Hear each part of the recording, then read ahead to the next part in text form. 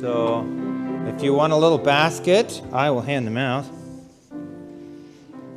There's a basket for you, and a basket for you. No basket? Okay.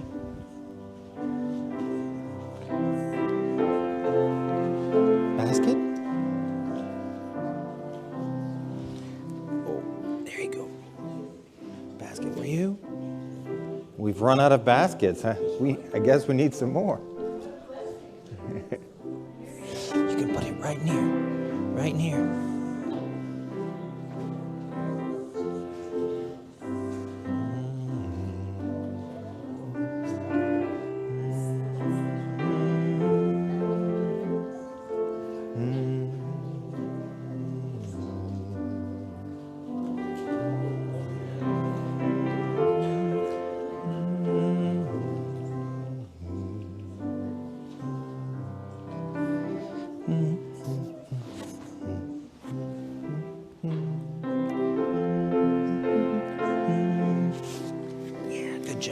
Good job.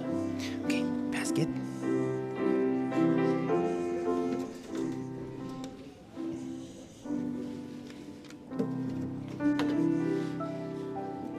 Right. There we go, there we go. Those guys don't want to come out, do they? It's stuck. There we go. All right, cool. Happy Sabbath, kids. Happy Sabbath.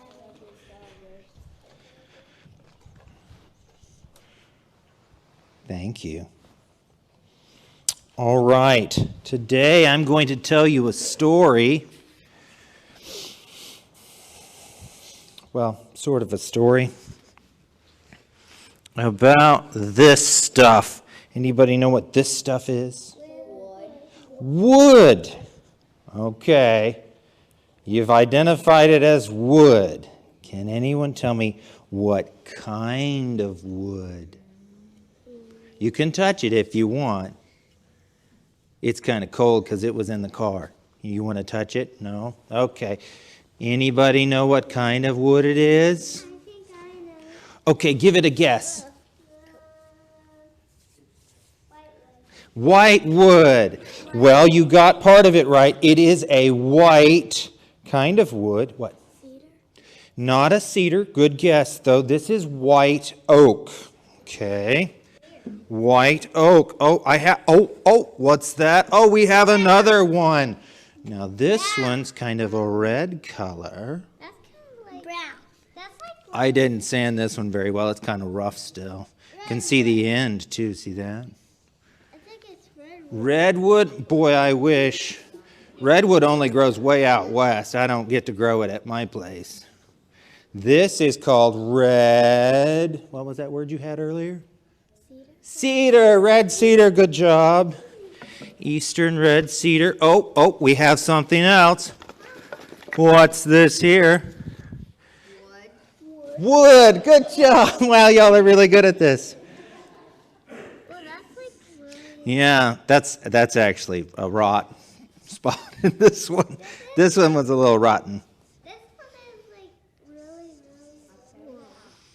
This one is called maple. Maple tree? It's a maple tree. It's actually sugar maple. That tree fell in our yard in the last 3 weeks. And I got 2 more. Okay, so this one's tricky. What do you think? That's hard. It is very hard, yes. That hurt me. I could like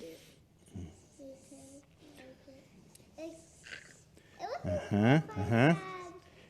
This one is actually from out west. I'm throwing in tricky ones too, just to keep them guessing. This one is western cedar. And the last one is very heavy. I'm going to let you pass it down the row. Don't throw it. It could hurt somebody. So we'll pass it on down. All right, while you're passing that one along, I'm going to take out something that's made out of wood. It's like a hammer. Yeah, we call them a mallet. Yeah, you want to pass, don't hit anybody with that. That'd be bad. That one's very heavy, isn't it? Yeah. Anybody want to guess this last one before we move on to the mallet? Anybody want to guess what this? You haven't held any of them. Here you go. Hardwood. Well, it is a kind of hardwood, but it is another oak. And ironically, this one doesn't grow here either. This one is from South Georgia. And it is called, oh dear, I remembered and then I forgot. It's so heavy that it will actually not float. It sinks in water. I was going to say swamp oak, but it's not swamp oak. All right, so when I took the first piece of wood out, did any of you know the name? No. You guessed, but you didn't know. So today's story is about Jesus. Now, here's the thing the Bible tells us. Jesus was at the beginning, and he, through the power of God, created all the trees. Every last one of these kind of trees, plus a whole bunch more, he created at the beginning. But then, several thousand years later, he comes back as a, do you remember what he came as? As a baby. So he comes back as a baby. Guess what? When he was your age and his daddy held up that piece of wood, did Jesus know what it was called? No, he didn't. Jesus had to learn all of those trees that he had created. Isn't that neat? All right, so I have something else I brought along. You don't get to hold these because they're sharp. When Jesus was a little boy, he would have had, his daddy would have had something like this. You don't get to hold it. It's sharp on the bottom. Anybody know what this is called? A draw knife. Thank you very much. We got a few woodworkers in the house. This is called a draw knife. This is actually my favorite hand tool right here. You can ask my son. He will vouch for me. You pull it towards you and the wood just magically disappears. It's great. Wonderful. Anybody on the front row know what this is? Is it a saw? A saw. Very good. Very good. Jesus maybe knew the name saw before his daddy told him. And it cuts wood right there on the bottom edge. Okay, we'll get to that one last because it's complicated. All right, we've got a big one and a small one. Not a screwdriver. It's shaped like a screwdriver. Chisel. Yes, it's a chisel. And this one is very, they're both sharp. Very sharp. Yeah, okay. Put those back. And the last one, I'm bringing this one out last because Jesus, one of these wouldn't have looked like this. Okay. Anybody want to guess what this is? No. Any big kids want to guess what this one is? It's a plane. So what you do is you run it across the wood, and this little tiny knife on the bottom cuts a little tiny slice of wood off, and it eventually makes the wood very nice and smooth. But in Jesus' day, there would have only been one little piece of metal, and the rest would have been wood. Okay? So, I want you to understand that Jesus was a little kid just like you at one point. And he had to learn all kinds of stuff. And he didn't know everything when he was your age. And I'm sure you don't either. But guess what? When we pray, guess who hears us? Jesus. Jesus hears us. And guess what? He understands what it's like to be a kid.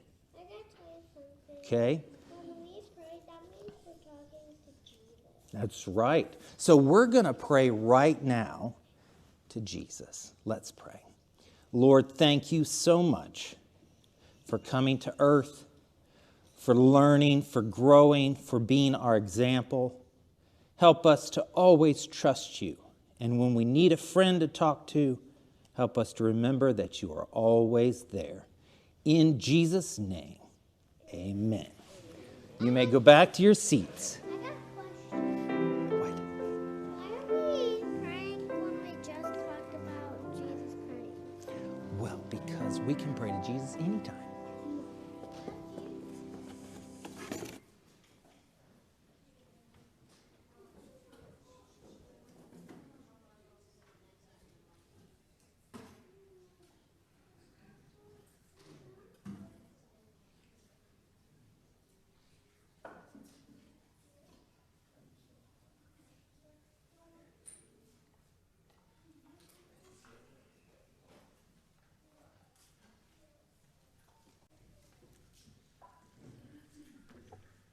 I didn't know whether Jack was going to go ahead and do a song today. Life is full of surprises. Don't you like surprises? I like pleasant surprises. I had a pleasant surprise today. I learned that I wasn't preaching today. Thanks to my convenient forgetter. I talked with Sam Constantinopoulos several months ago about him coming. You remember his dad, David Kay, who came and played his flute, the flute guy. Well, this is Sam, the guitar guy. It's his son.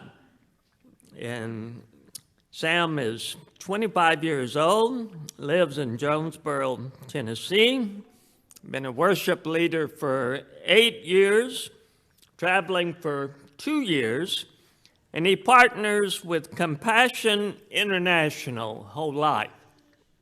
You'll see the table out there in the foyer.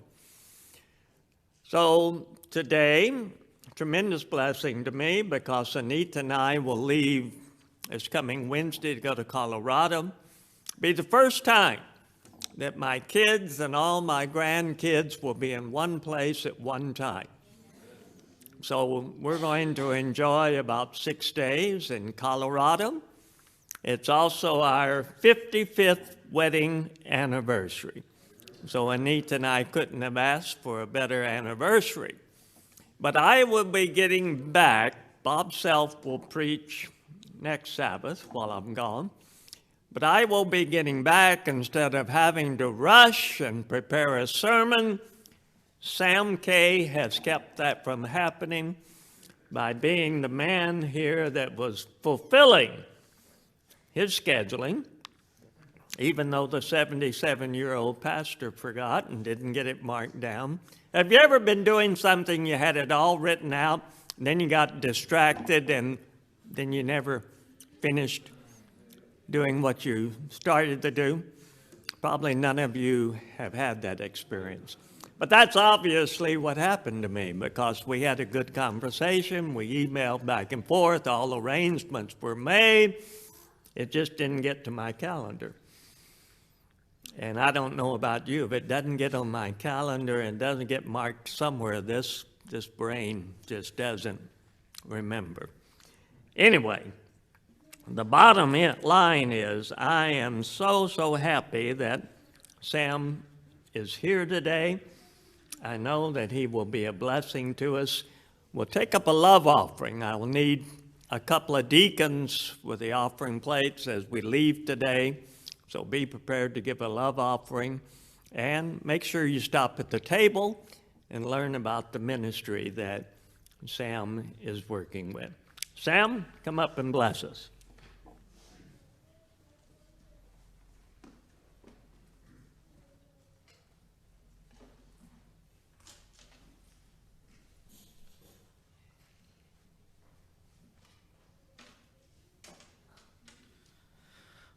Well, good morning, church, and happy Sabbath. I gotta say, for a church who did not know I was coming this morning, you all have been so friendly and kind and welcoming, and I see why so many people are here this morning. I think you all are just doing a wonderful job as a church. I told Pastor it may be my fault that everyone was surprised, because last night I remember distinctly as I was laying down to bed a little earlier than usual, because I woke up early this morning to drive here today. I remember laying down and my head hitting the pillow and thinking, maybe I should text somebody that I'm coming. Now, I travel full time. I visit 2 or 3 churches every single weekend. I visit a lot of churches. Never once has that thought entered my brain. I should have listened. And me and Pastor, we had a good conversation this morning about how I should listen to the Holy Spirit. And I think he's right. So I apologize, but I'm just so excited and just happy to be here with you this morning. You know, I lead worship at lots and lots of places, but one of my favorite things to do happens during the summertime. I'll play at a lot of summer camps and youth camps, and I'll lead their worship. It's one of my favorite things, but they're always kind of the same. You know, kids show up, they're a little nervous, they're in a new place with new people doing new music that maybe they haven't done before. But, you know, as worship leaders, we know to expect that. And so we always try and do music at the beginning that's, you know, fun, it's got an easy melody, something that's easy to latch onto. I remember I was playing at this camp out in Kingsport, Tennessee. And I remember it was our first night there. It was the first service, and everyone's kind of excited, kind of nervous. We were expecting the kids to be nervous, and we started that first song, and those kids just showed up.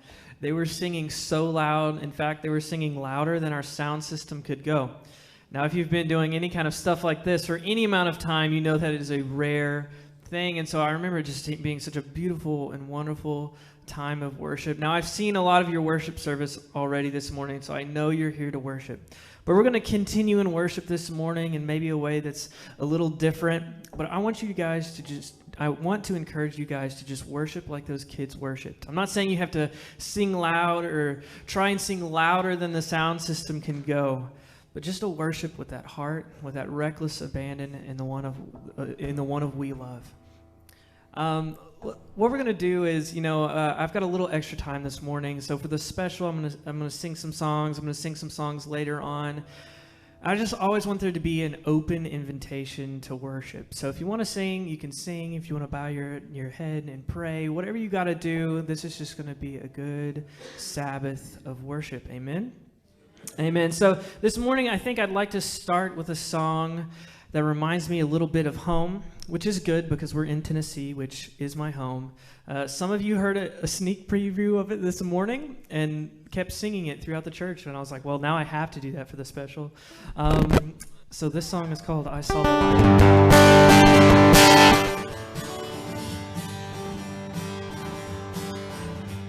I wandered so aimless, life filled with sin. I wouldn't let my dear Savior in. Then Jesus came like a stranger in the night. Praise the Lord, I saw the light. I saw the light, I saw the light. No more darkness, no more night. Now I'm so happy, no sorrow inside. Praise the Lord, I saw the light. Just like a blind man, I wandered alone. Worries and fears I claimed for my own. Then like the blind man who God gave back his sight, praise the Lord, I saw the light. I saw the light, I saw the light. No more darkness, no more night. Now I'm so happy, no sorrow inside. Praise the Lord, I saw the light.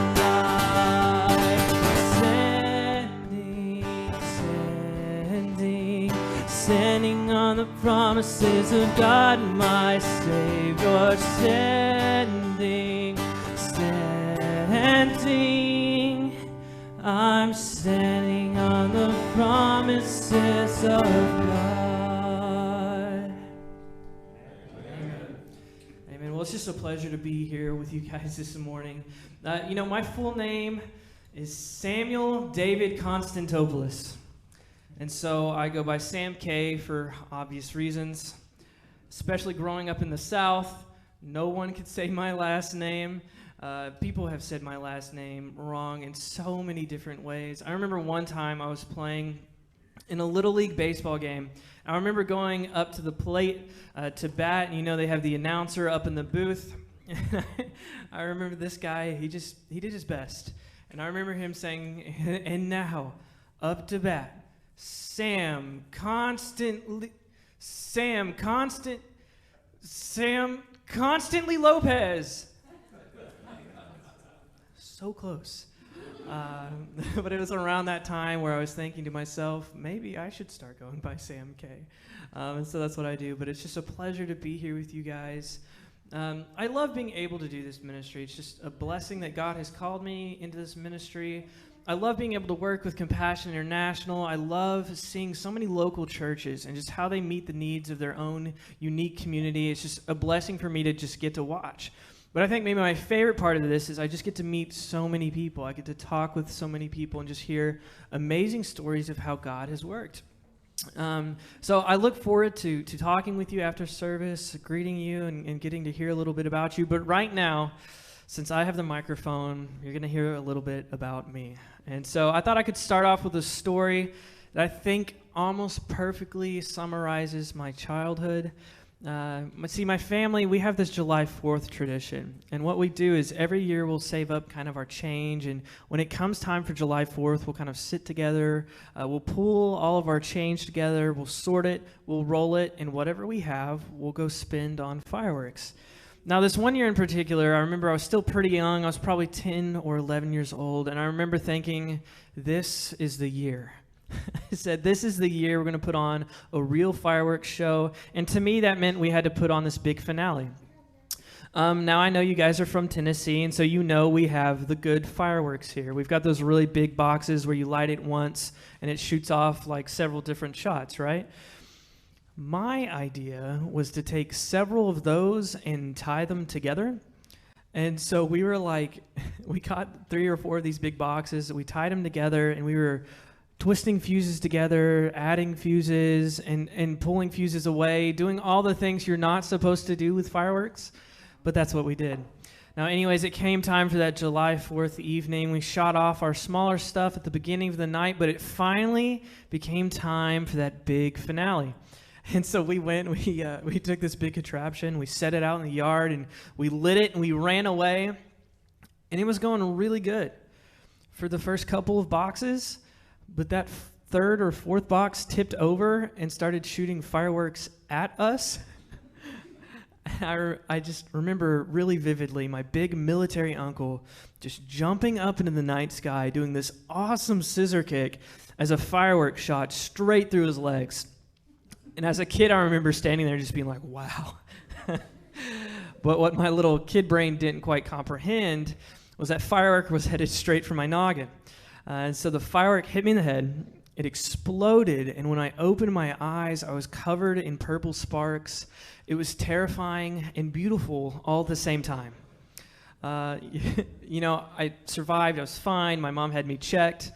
My shorts did not survive. I had burn holes all through my shorts. My mom wasn't too happy about that. But you know what? You live and you learn. Life is about choices. You're going to make some good choices, and you're going to make some bad choices, like tying a bunch of fireworks together. But one of the best decisions I ever made in my life, one of the best choices I ever made, was to give my life to Christ. I was saved at a very young age at a country church out in Greenville, Tennessee, which is where I was born. One of the best decisions that I ever made. Now, if you're like me and you've been a Christian for any amount of time, you know that that's not really just a choice you make once and then nothing happens after that. You know every day that you're choosing to follow God. And on some days, that's easier said than done, right? On some days we have those hard and we have those difficult days. This first song I wrote during one of those times. I had gotten very, very sick. I had been sick for 5 or 6 years. No doctor could figure out what it was, what was causing this illness. And I remember feeling a lot of frustration just with the daily stuff. It was so difficult because I was so sick. And I remember writing down my thoughts and my prayers. And that's kind of when I wrote this first song. And those verses talk about those struggles that we sometimes have. But what the chorus says, and the conclusion I came to is this: our God is greater, our God is stronger, He knows the way. And that's why we keep choosing to follow God. This first song is just called I'll Follow.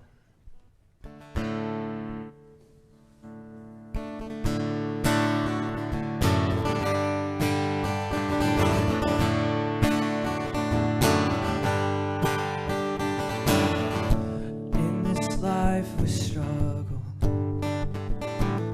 to look past today. We wake up and say, just get through today. The more and more I see, I'm afraid to be everything I know He's called me to be. Our God is greater, our God is stronger, He knows the way. Our God is greater, our God is stronger, He knows the way.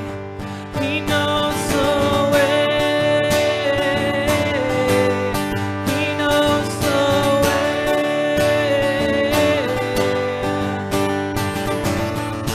Oh, the God above that looks down with love. And still we think we know the only way. The thoughts in my head come from doubt and dread.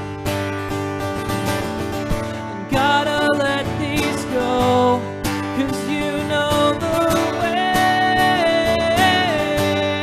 Yes, you know the way.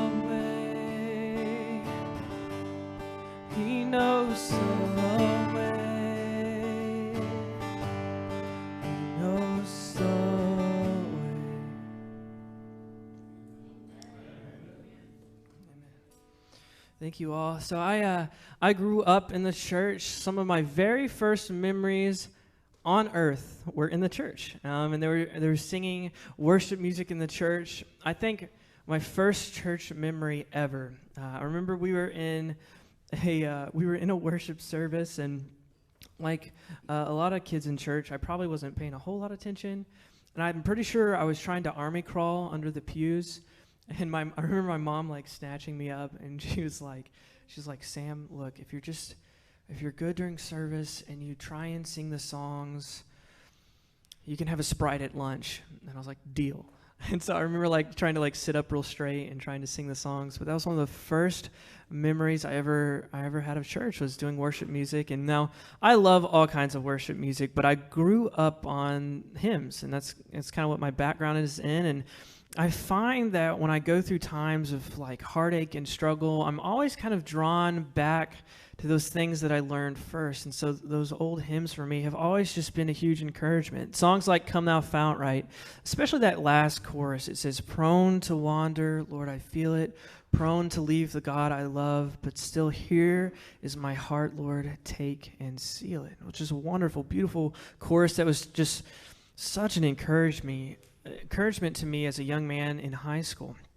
I love so much that song, It Is Well With My Soul. You know, it says, whatever my lot thou hast taught me to say, it is well with my soul. The more life I live, just the more meaning that has to me. It's just a wonderful thing. I always love that old hymn, Standing on the Promises of God, which we heard a little bit, right? Just that chorus, standing on the promises of God, my Savior, standing. Sometimes a long dramatic pause. I'm standing on the promises of God. Oh man, what a simple chorus, but what a beautiful message. We'll play that song at kids camps all the time, and it's always so much fun because we'll have the kids like stand and sit every time we say the word standing. And you know the song says that word a lot, and so the room is always bouncing. It's always a lot of fun, and kids are always ready for a nap afterwards. So that's my pro tip from me to you. You can use that free of charge. But I just love that song, Standing on the Promises of God. Now, I'm sure you guys know this, but where do we get those promises of God? The Bible, Scripture, right? And for me, there has been one promise in particular that has just encouraged me for years and years and years. And it comes from the story of Joseph. Now, if you've grown up in the church, you know the story of Joseph really well. Remember, he was the guy who got that really cool robe with all the different colors. But if we look at it, Joseph actually had a pretty tough life, right? His brothers were so jealous of him, they were planning on taking him out to a field and kill him. One brother stood up for Joseph and said, no, let's not kill him. They said, all right, fine. So they were planning on throwing their brother into a well. But as they were doing this, a big slave caravan went by, and they said, you know what? If we're not going to kill him, we might as well make a little bit of money. And so they sold their own brother into slavery. Now, I think some of the worst hurts you can experience in life come at the hands of those who are closest to you, right? Your closest friends, your closest family members. Now, if we put ourselves in Joseph's shoes, that's exactly where he was. His own family had betrayed him and tried to kill him and sold him into slavery. Now, at this point in the story, Joseph is able to work his way up a little bit. He finds himself working in this powerful politician's house. He's managing the household. He's doing okay for himself. But he's not there for too long before he's wrongly accused of a crime, and he just finds himself in prison. He did nothing wrong, and yet he's being punished again. He's in prison. Now, through this weird series of events, which we don't have a whole lot of time to get into today, but through this weird series of events, Joseph gets out of prison and ends up in power, right? And not just a little power. Scripture says second only to Pharaoh power. It's just kind of crazy how it happens. But as this is happening, he's in this position for a little while. There's a huge famine in the land. A lot of people are suffering. A lot of people are doing without. Joseph's old family was no different. So Joseph's family comes and they approach this powerful leader, and they're asking for help, for provision. They don't know they're actually talking to their brother Joseph, right? Now, Joseph in that moment is able to do something that I think would be really hard for a lot of us to do, myself included. But he's able to show his family forgiveness and grace, and he's able to provide for them. It's just a really beautiful moment. Now, I know you're probably sitting there this morning and you're like, but Sam, where does that connect? This doesn't make any sense. Where's the promise of God in this story? I'm so glad you asked. I'm about to tell you right now.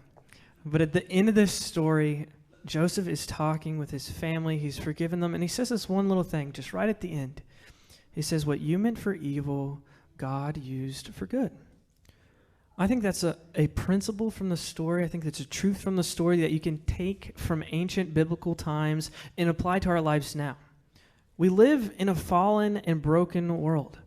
Bad things are going to happen to us in life. They just are. God doesn't promise that they aren't, but I think what God does promise is he can use that bad for good. Now, let's go back to that song, Standing on the Promises of God, right? It's a really happy sounding song. It kind of, you want to jump up and clap or do something like that. You want to sing loud. I don't know about you, but sometimes when I have to stand on the promises of God, I don't always feel so happy. When I'm having to choose to follow God and hold on to those promises, sometimes it's a little harder to do. Sometimes it sounds a little more stormy, but I love that song. I love the lyrics that it offers, the message that it brings. But for this next song, I just put those lyrics that we know and love to music that sounds a little more stormy, sounds a little more like we're going through it. And so this song is just called Standing.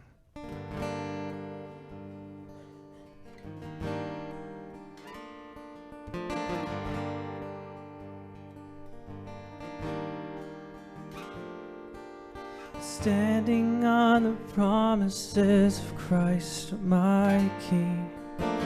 Through eternal ages, let his praises ring. Glory in the highest, I will shout and sing. Standing on the promises of God. Standing, I'm standing.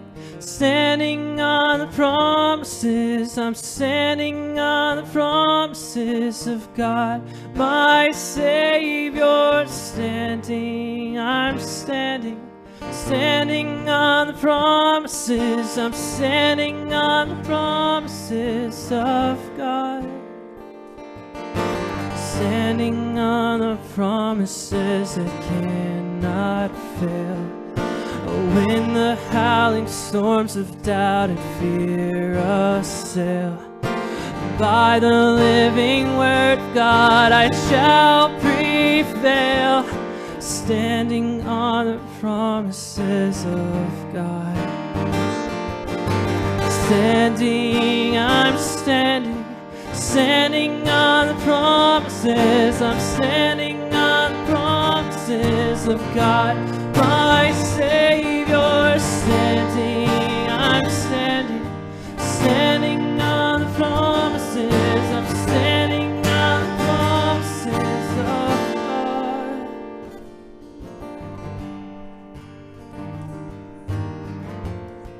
So even in those times of struggle and heartache, we have a choice to make, right? We can choose to follow God through it all, and we can choose to worship. So that's why we sing glory, glory, hallelujah, praises to our King.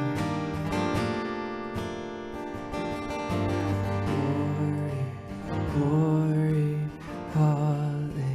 hallelujah, praises to our King.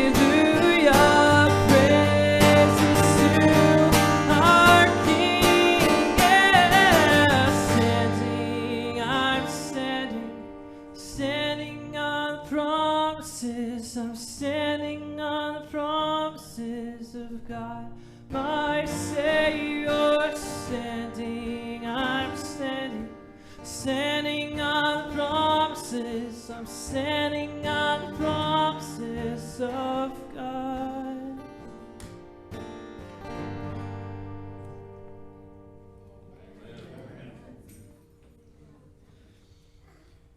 know, I know what you're thinking. But Sam, you're so young and handsome. What do you know about having to stand on the promises of God? Well, I just want to say thank you guys for saying that. I really needed that this morning, so I just appreciate it. But part of why I think God has called me to this ministry is I feel like God has called me for maybe a couple of reasons, maybe a lot of reasons, to write these songs, but to share my testimony with you all. My family has had, to put it frankly, a miserable couple of years, but I think God asked me to share this story and this testimony with you all just because I've seen how God can work through all of that mess. And so I'm going to share with you my testimony a little bit, and this isn't for like pity points or anything, but just because I feel like it's what God has called me to do. And so it all kind of started several years ago. About 6 years ago, my mom got really, really sick. She had picked up this rare infection of E. coli. It was antibiotic resistant. She was in the hospital for 7 days. Now, on the 6th day, they had tried every single antibiotic available on the market. Nothing was working, and the doctors pretty much told us to get ready for my mom to die. And so I remember my mom was writing letters to both my dad and my sister and myself for special events like weddings, birthdays, anniversary, things like that, because she wasn't planning on being around for them. Now, I remember that 7th day my mom was in the hospital. A brand new drug came out on the market, kind of high risk, high reward, but when you don't have any other choice, that's what you do. And so she took that medication. She had to take 10 days of IV antibiotics through a PICC line straight in her heart. It ended up saving her life. Now, if you know anything about drugs that strong, though, it kills all of the bad things, but it also kills all of the good stuff now. And so even now, she is just struggling with major health problem after health problem, and it all kind of started right then. Now, we get home from that hospital visit. My mom is still taking the IV antibiotics at home. We get a call about 3 days later that my grandfather has just had a massive heart attack. And so both me and my dad, we made the decision to drive up to Kentucky to be there with him because we didn't know if he was going to live through the night. Now, a lot of you probably don't know my grandfather, but he's from Greece, and so he's got very, very dark skin. And I remember walking into that hospital room, one of the strongest men I've ever known. I remember walking into that hospital room, and he was just pale as a ghost. And I remember really, really shaking me, and really struggling with it. Now, he ended up surviving, but he just lost a significant portion of the function of his heart. And so, we came home. We're kind of trying to gather our thoughts a little bit. We were like, man, that was a tough couple weeks there. We're not home for too long before my dad starts complaining of some chest pain. And so my mom goes, David, you should really go get that checked now. You have a family history. Your dad just had a heart attack. You should go get that checked. And I remember my dad saying something to the effect of, no, it's just sympathy pains. It's no big deal, something like that. Now, I want to pause here and say I was not here for this part of the story. It's how it's told to me. And so I remember Dad going, it's no big deal, it's whatever. And Mom was like, hey, will you please just go get it checked or whatever? And Dad was like, no, it's just sympathy pains. It's no big deal. Mom was like, please go. And Dad was like, no. Mom says, please. Dad was like, no. Mom says, please. Dad says, no. Mom says, if you go, I'll make you your favorite food. Dad says, no. Okay. Yes, my mom bribed my dad with food to go to the hospital. I think it was some kind of cheese pizza. But that's another pro tip from me to you guys this morning. If you need to bribe your husband to go to the hospital, food's the way to do it, I guess. Anyways, so my dad went to the hospital. The doctor was, again, very frank with us. He said, you should have had a heart attack walking up the stairs to be in here this morning. He said, you should have had a heart attack and died months ago. And so they rushed my dad into surgery. They throw in some stents. I remember there were several major arteries that were like 98, 99% blocked. They put the stents in. They put him on some blood thinners. We went home and we were like, man, that was a weird couple weeks. That was something. Now, just a couple weeks later, my 13-year-old sister started complaining of some chest pains. through a lot of specialist visits, she finally got diagnosed with a very serious heart condition that was just causing her lots of problems, and she had to have heart surgery at 16 years old. Now, I'm not a parent, but I think maybe one of the worst things that life has to offer is a sick kid or something like that. Now, I remember when my sister was wheeled back for that surgery, and I've never seen my parents just so physically sick. And so that's kind of where they were at the time. Now we get out of that, and we're starting to do okay, and we're not really sure how it happened, but my dad developed a bleed on his brain. So he was in the hospital for 14 days, and for 10 of those, he was in the ICU. It was, up to that point, I had been in a lot of hospital rooms, and I have to say that was the darkest hospital room I had ever been in. I remember there were moments that his heart rate would drop down to like 13 beats per minute, which is just incredibly low. Like, my resting heart rate is 65 or something like that, so 13 is barely moving. And I remember I knew something was wrong when my mom stopped letting both me and my sister visit. We were both in high school, and I knew something was seriously wrong when she wouldn't let us visit anymore. Because up to that point, we would visit all the time, or if mom was in the hospital, dad would stay the night, and vice versa. But the doctors gave us some very serious news. They said, all right, there's two things that we can do. The first is nothing, and you're going to keep bleeding on your brain, and you're going to die. The second is we can take you off of all of the blood thinners you're on. We can pump you full of platelets. The bleeding in your brain might stop, but there's a 95% chance you're going to develop a lot of blood clots around your hearts and the stents. You're going to have a heart attack, and you're going to die. And so I remember we were like, I guess we'll take the 5% chance. And so that's what we did. And by the grace of God, by doctors who really knew their stuff, and by lots of people who were praying for my family and for my dad ended up surviving.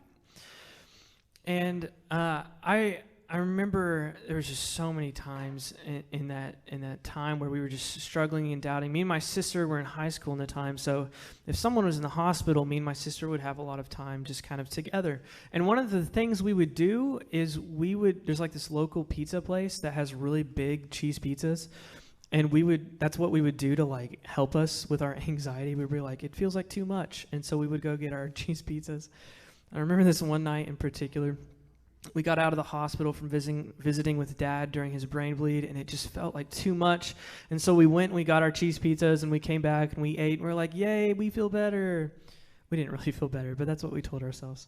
And I remember my sister Anna going off to get ready for bed, and I remember just sitting there and being like, oh, I have just hit my limit. I remember struggling so badly. And so I said, I really just got to go spend some time with God and some time in prayer. And so I went off to be by myself and prayed with God. And I remember it was less of a prayer and more like me complaining. And I'm not proud to say that, but I remember just being like, God, where are you? How could you let all of this stuff just keep happening to us? All we've ever tried to do is follow you and go where you've called us to do. We sacrifice so much for ministry, and still it's like you've abandoned us. I'm not proud to say any of that, but that's just kind of where I was. And I remember after sitting there, I was just quiet for a second, and I remember feeling God say, I'm here. And in that moment, I felt a peace wash over me that I hadn't felt in a long time. And it was the kind of peace that only comes from God. And in that moment, I remember feeling a little silly. I was like, you're right. I'm sorry, God. I should know better. I know you're here. I'm just really struggling, and it was really kind of a beautiful moment of reassurance, knowing that God was there with us during those hard and difficult times.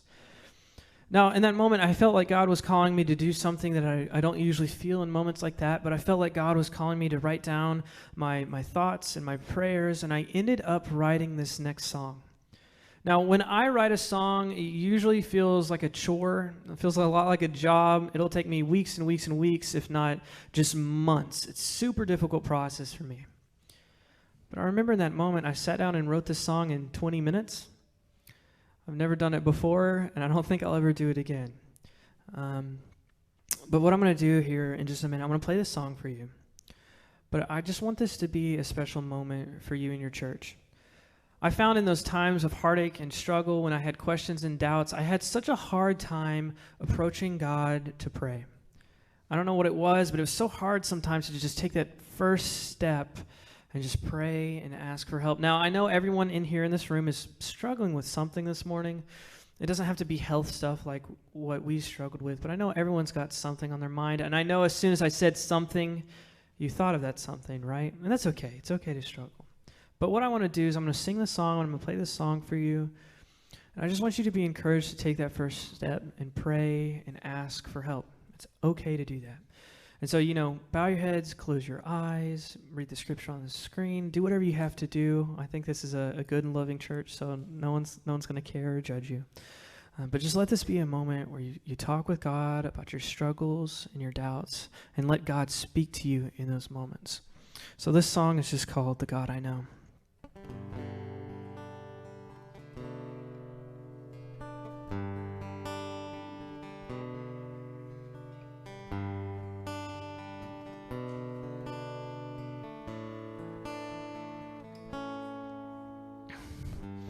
The hurting is deep, the losses we grieve, the pain in the night too much to bear, the sorrows we cry, the retching inside, the walls built up too high to climb. The God I know, He won't let go. The pain inside, He won't let hide. The God I know, He breathes new life. The one inside, He'll change my life.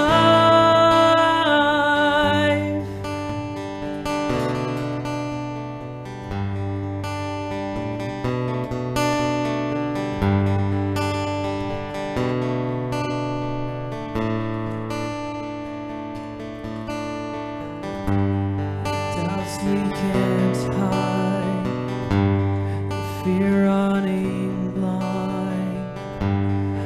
We need some hope tonight.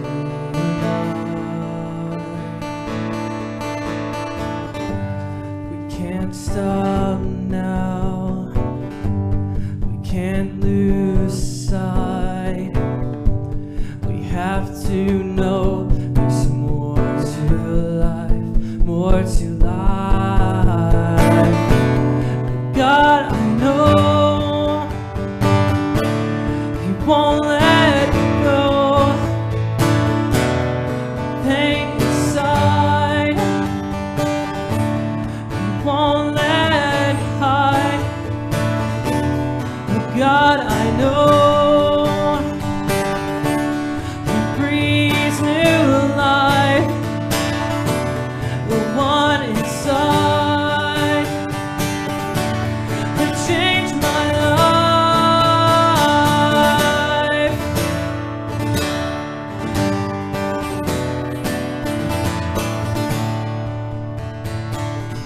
We need you to see through the hurting inside. We need you to lead through the pain in our lives. We need you to see through the hurting inside. We need you to lead through the pain in our lives. God, I know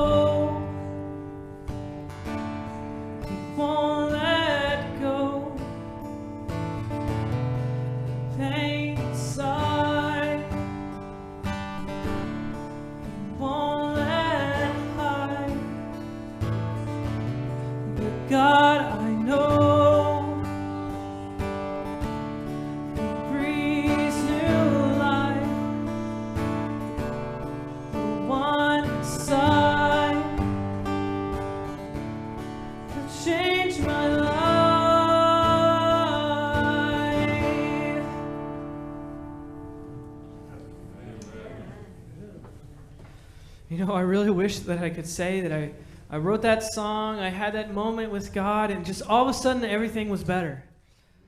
But it just wasn't. I mean, we just continue to struggle with major health problem after major health problem. What I told you this morning was just the beginning of the story. But God doesn't promise that we're not going to have heartaches or struggle, right? What's that promise of God we talked about earlier? What you meant for evil, God used for good. Looking back, I can see how God was with us every single step of the way, and I can see how God worked through it all for good. I think if we look at Scripture, we can see story after story of good person who's trying to follow God, who suffered, and yet God used it for good. I don't think we have to look much further than the story of Jesus Christ, right? While he was here on this earth, he suffered. His own family and hometown, they had rejected him. Eventually, his life ended with him being tortured and hung on a cross to die. But that's not where the story ends, right? 3 days later, he rose from the grave, effectively saving us from all our sins. What you meant for evil, God used for good. So that's just my message that I have here for you all this morning. It's just been a pleasure being here with you all. But before we go, I just have one more thing to share with you, and it's just a huge, huge part of the ministry that I am, and it is about my mission partnership with Compassion International. So real quick, before we head out, I just have a quick video for you guys. If you would please play that now, I'd appreciate it.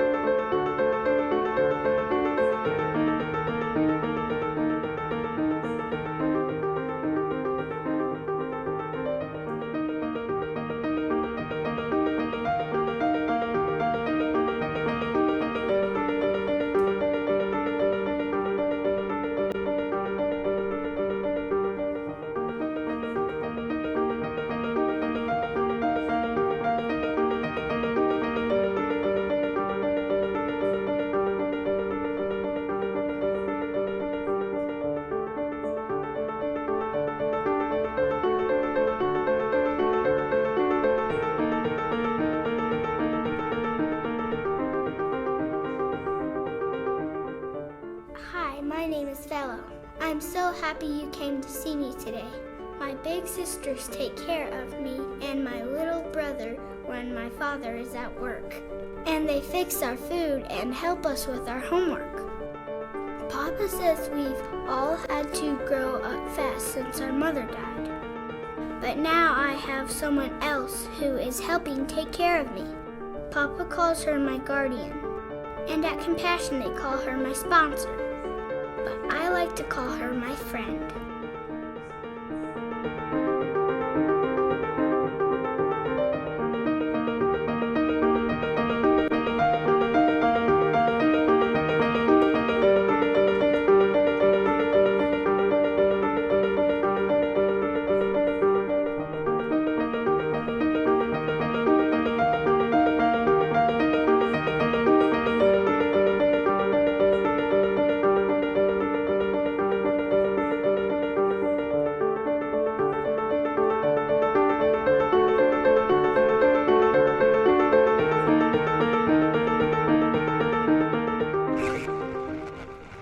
I have good news. That number today, there are over 2 million kids currently being sponsored through Compassion International. So just a huge difference is being made in the world. I watch that video 2 or 3 times every single weekend, and it's always such a huge encouragement to me.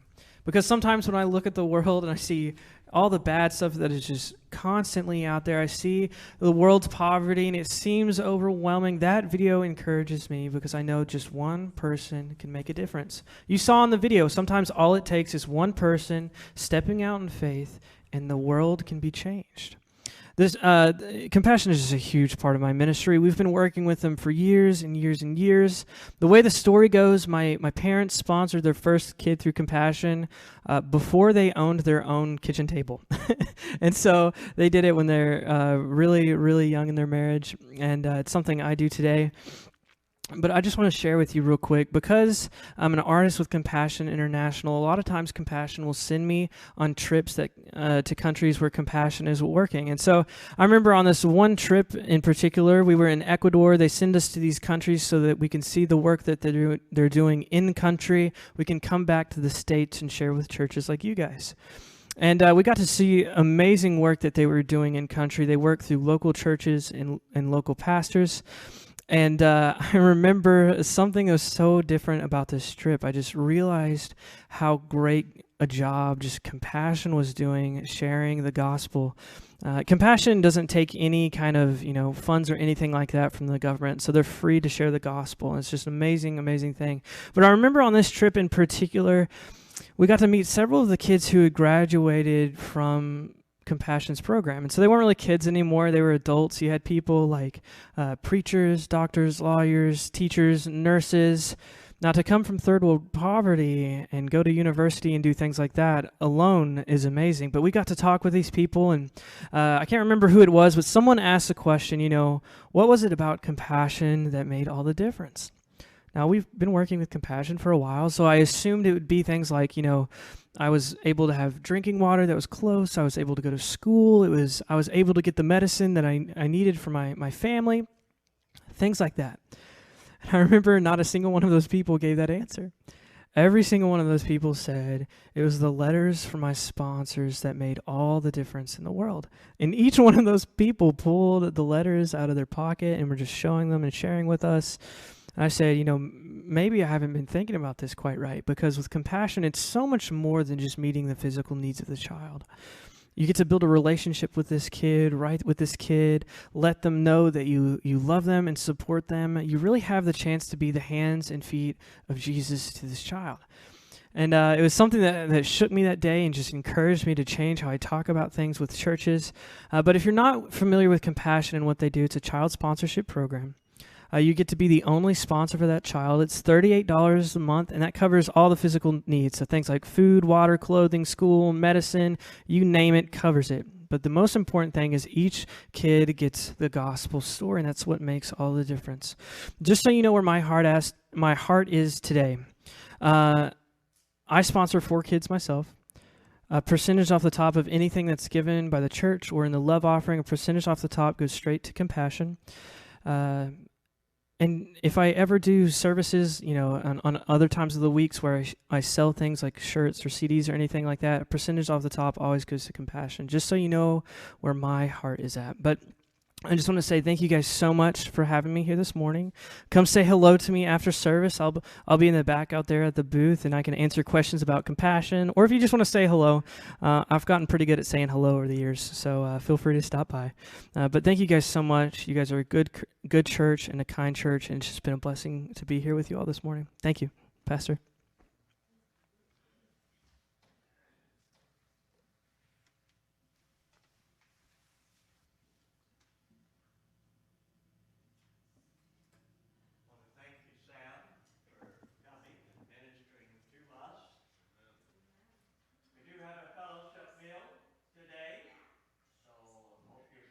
Stay for that.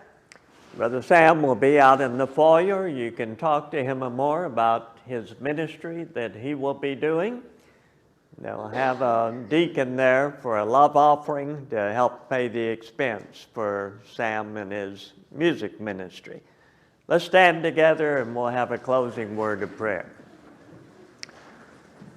Our Heavenly Father, how thankful we are for the beautiful sunshine outside, the privilege we have of worshiping you in the land of freedom. Most of us have no idea what poverty is like. We're thankful that we have such ministries that Sam has talked to us about. Pray that you would touch our hearts, that we might be able to help others, helping those in our community, helping those around the world to help them know the love of Jesus. Bless as we leave this sanctuary, bless our fellowship together, for we ask it in Jesus' name. Amen.